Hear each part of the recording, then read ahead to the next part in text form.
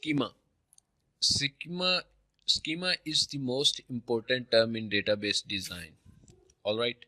So what is this? Schema is actually the blueprint of data.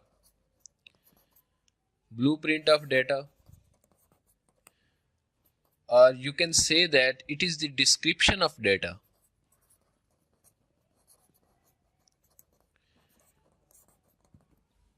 For example, in object-oriented programming, when we are required to design a class for example, car, that class is actually the blueprint, is the design of that car or the object car.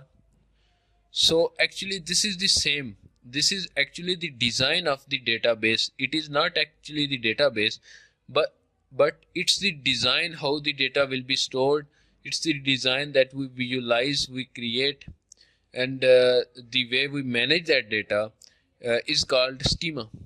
Blueprint of data, the description of data when we're designing the databases.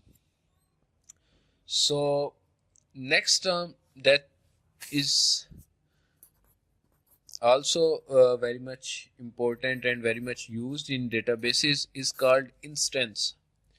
What is this?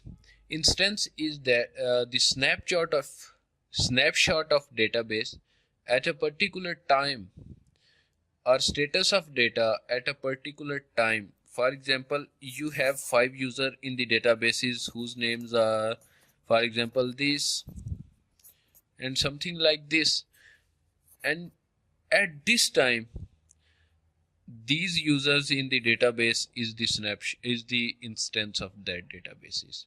For example, at some later time you add 2 more users to it, then at this particular time this is the snapshot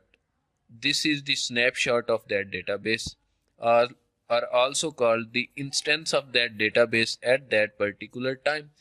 Databases keep on changing with the passage of time. As the program grows bigger, and you keep on adding things, calculating and performing the operations.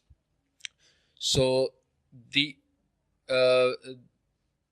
snapshot of data at some particular time is called instance. So hope it will be clear to you about the schema and the instance of a database. In the next video we will talk about transactions, metadata and data independence. See you there.